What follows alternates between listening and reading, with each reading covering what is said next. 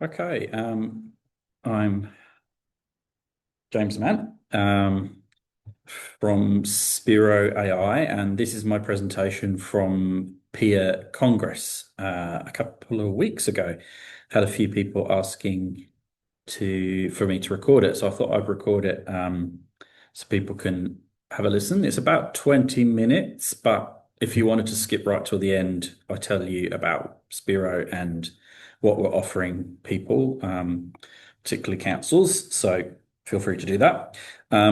For those of you who don't know me, my name's James Mant, as I mentioned, and I am a planner myself. I'm not a tech person. I led 20-minute neighbourhood work for state government in Victoria, planned Melbourne, Future Homes Dream Job, loved it.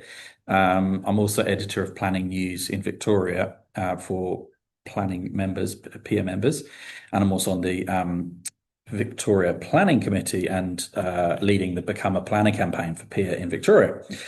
So today I am really just going to take you through my thinking around AI and how it impacts us as planners, and that we should think about it as a partner. So I'm not here to pitch, it's more just a sort of general chat about it. But firstly, I thought I'd show you this clip, because this is sort of how I felt when I first started thinking about AI.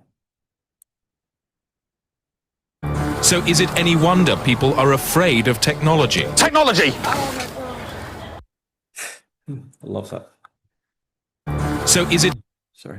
I love that clip. It's from a show in the UK called Spero-ai. And yeah, it's just I thought it was quite fun. It's quite overwhelming, quite frightening sometimes what we're facing in terms of AI. But first I thought I'd start with kind of my reflections from being a planner myself and why I kind of got into this space. And so I honestly felt like I did nearly leave the profession when I was a younger planner. When I first came to Australia, it was 2007. I really felt like I was in a more statutory role, and I was just completely buried by process, and I found really just disconnected from outcomes and purpose, and really sort of felt like I lost what it meant to be a planner, and I almost forgot what it meant to be a planner and what I was supposed to be doing. So I've lived through a lot of the pain points that I know that planners have now, and have a pretty good understanding of where planners are struggling or where the system is struggling currently, through living it myself, but also through being on the committee for PIA and hearing from the profession. So I was lucky enough to then go on to lead the 20-minute neighbourhood project, which was a really positive, reminded me of why I loved planning. And I was lucky, but I know that a lot of people are sort of stuck in those positions where they're bogged down in process, and can't do the job as a planner. And particularly, like, I suppose, younger planners, people coming in to the profession. So I think, planning is the planning system itself is at a crossroads. Um, it's very as it's complex. It's extremely complex. It's overloaded, and under-resourced. I think as well we're struggling with recruiting and retention. Should also, I think, have a retainer planner campaign, because it's really hard sometimes to retain planners when they're dealing on these things. But we've also got a real high expectation, the housing crisis, faster delivery, without compromise on quality, and actually no new resources a lot of the time. So I think we do really need new tools to protect what matters, which is the design, engagement, and community, understanding places. But to remove the day to day, and this, one of the things that I think is important for you to know, is that Spero And our approach, we align it with the Planning Institute of Australia Plan Tech principles as well, which really is putting planners at the heart and not doing anything to undermine planners as a profession, because there's always going to be nuance and there's always going to be grey areas that's not going to change even with the advent of tech. And there's always the role of the planner is really important for that final decision making, and that's not going to change, and you're going to need their expertise going forward. So AI isn't coming; it's already here. It's embedded in workflows, as we know. It's growing. Gen AI, generative AI, is changing everything. ChatGPT, as you probably will all have used or heard of. So it's really about our job is using AI to shape planning and to drive its role in planning, not for it to be the other way around. And it's not, as I mentioned, it's not about replacing planners. It's about lifting a lot of the burden of their jobs and not lowering the bar at all. It's actually giving us the chance to raise the bar and focus on those things that matter. As I mentioned, we're overburdened, we're process heavy, we're short on planners, and disconnected from purpose. So we need to use those resources better. We need to use planners more efficiently, and we need for planners to enjoy their job and feel empowered and doing what they're trained for. So it really is about using AI to remove that process burden. This is a chart which came from Ipsos. It's from actually a Stanford report, but it's just really to demonstrate that it shows products and services using AI. The question that was asked is, products and services using AI have more benefits than drawbacks. So do people think that there's more benefits than drawbacks to using AI? And in Australia, we're sort of around 45%, but it is increasing. So you can see that there's a lot of people who have a varied sort of view on whether it can help or not. And that varies across the world. Some countries it's a lot higher, some countries it's a little bit lower, but mostly around the same sort of spot. And I'm sure these stats won't surprise you, but again, this is another report coming out of Stanford University that people do have concerns about whether the AI will change their role in the next 5 years. So 60% of people think it's going to change their role in the next 5 years, and there's or somewhat likely or somewhat likely, and 11% think it's very likely it will replace their current job in 5 years. So perception and reality might be different, but it's important to recognize that there's a concern about it out there. But what I want to do is show you a short video, which actually is from Stanford University. They are considered to be the leading university in the world, looking across the whole of AI, the whole of AI landscape, and seeing what direction it's going. And I think this video is good because it talks to all of the experts involved at Stanford and gets their take on what they think about AI and its future.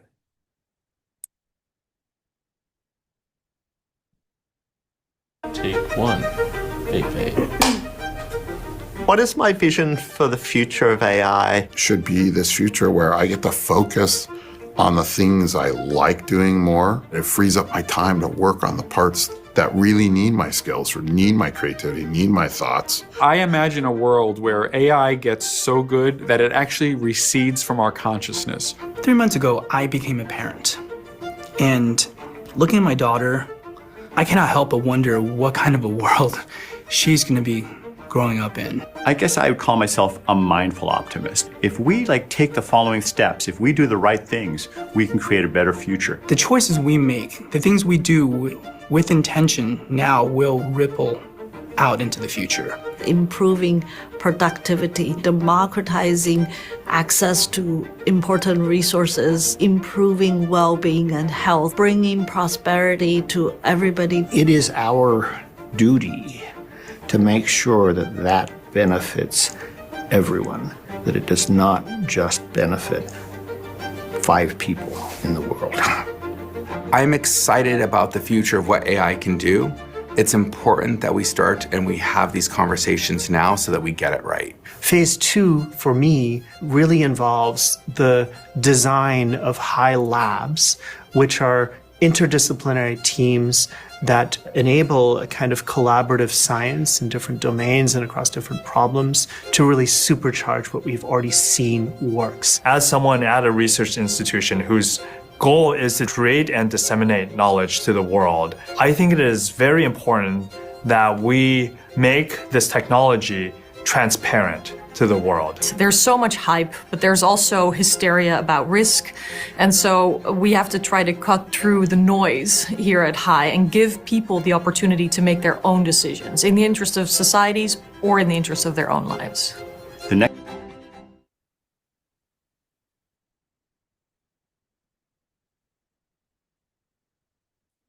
So,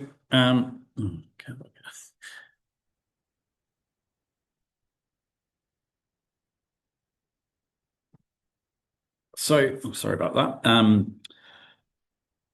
I thought that was really interesting, and it really resonated with me around how we are in control and we decide the future and how we use it. And one of the quotes, James Landy, a future where I get to focus on the things I like doing more. Or for us, like for planners, it's about what we're trained to do, but also what we like doing. So it's cautiously optimistic, I think. And planners, we want to spend more time on design, community, creating better places. But we often don't get that time given to us.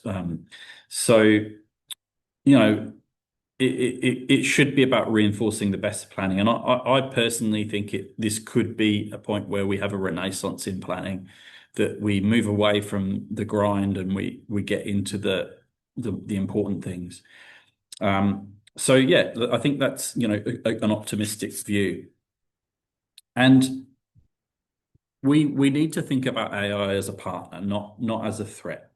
And, it's not an enemy, and it's also not a magic wand. So I think it should be seen as a partner. And at the moment, I think we can think of it as a planning assistant, not a decision maker, but an assistant, like a junior partner in a way. It's fast, but it still needs guidance. And the judgment is with planners. It doesn't get tired though, which is quite funny. So you can keep asking it things all the time. So it's not about automations for automation's sake. It's about leading the AI to help us deliver what is important, and for us as humans to do the human part of the job. And what it can do is it can, read fast, it can summarize lots of complex information, it can spot issues, it can guide, it can check consistency, but it can't understand nuance. It can't apply our values in the way that we think are important. It can't make judgment calls. So those are the things that I think is important to know, but it can free us from repetitive tasks. It can pre-check applications, for example. It can find information that's missing or wrong. It can assess consistently against your policies.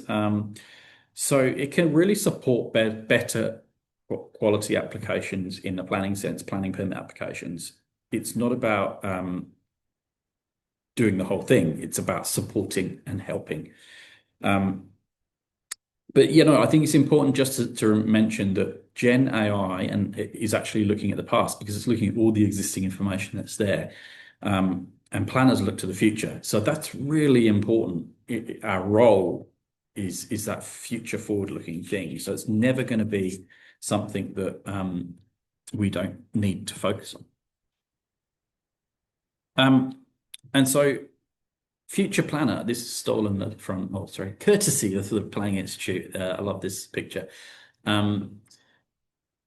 As I said, I think we have the chance for this to be a renaissance for planning. future planners will be AI empowered, and automation can handle repetitive tasks, while we focus on the vision, the strategy, the people, the place. But the skills that I think matter are, critical thinking, ethics, communication, collaboration, understanding places. So, it's about working with machines, not being replaced by them. And it's really about having those human skills that are the important points to this. So it's going to require still planners to be sharp thinkers, be brave decision makers, be empathetic professionals, navigate complexity, but it's there as a tool to help us. And I'm hoping that means that all of our jobs will be more rewarding because of that. So we need to lead that change, not resist it, and we need to ensure that it gives us that renaissance that I was talking about. So I guess that leads me to Spero-ai, which is the company that I've set up with two others, and they're in the picture at the back just by the screen, Peter and Jen. And we're proudly Australian, not big tech. We want to keep things local. We're run by planners for planners. And Spero, it means hope in Latin. So I think, we're hopeful that this is going to have a real positive impact. We were set up, my vision really was around setting us up because we're just, planners are drowned in process, feeling overwhelmed, overworked, a lot of pressure. But I suppose the key thing that I want to mention is we don't have we don't want to develop up any specific products at the moment. We want to co-design solutions with councils, and that's a really, really important point because I think a lot of people don't know what can be done, and we don't know what tools and technology and how AI can help them. And so we have this amazing expert team around the table there of planners and tech people, who've been doing it for years, who can actually come and talk to you about what possibilities there are, but also to tailor it specifically to what your particular problems are or pain points. But I think important to say, one of the key things that I said about right at the start of this process is we needed to be trusted and accurate, and we need planners and councils and others to understand that it is as accurate as it can be. It's integrated to your existing system, so we're not creating a whole new thing for you to do. The information stays with you. If it's a council working, stays with council, and it's sovereign to Australia. It's not in another country. And the important other thing to mention is we will train the AI. It's not just open source. It's not like just ChatGPT. It's actually trained on what is important, and that's where the experts come in and they decide what we train it on.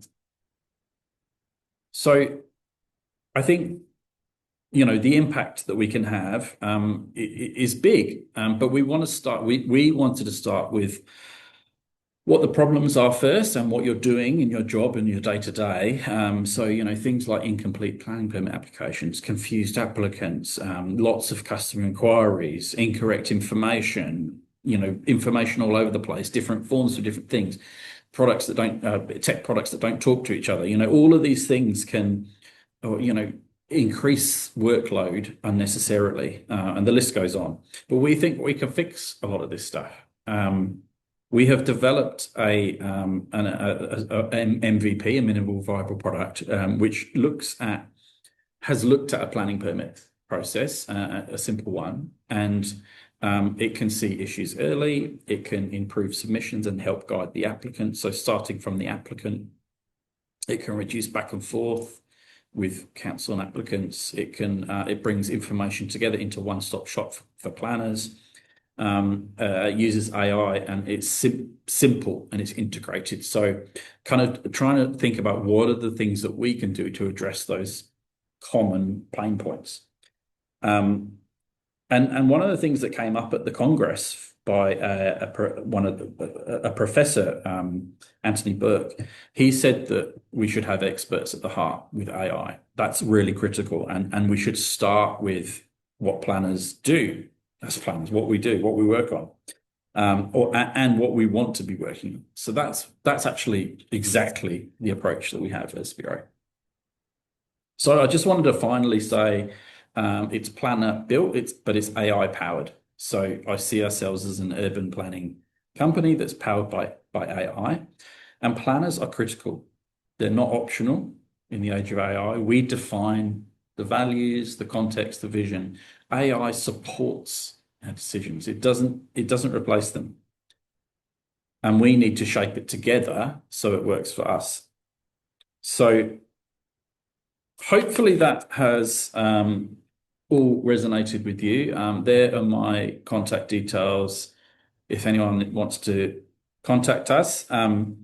What we have, as I said, we've developed a demo which can show our capabilities. But what we're sort of offering, if people are interested, councils, others are interested, is to have a workshop to really understand what your specific issues or pain points are in your organization, and to explore with you what potential solutions there are, because technology is changing at such a rate, and we've got the people in the room that can actually tell you and help you with those different things. So if you're interested in doing that, please reach out to me, contact, and we can arrange a workshop with you to explore those things. And I hope you enjoyed that presentation. Thank you.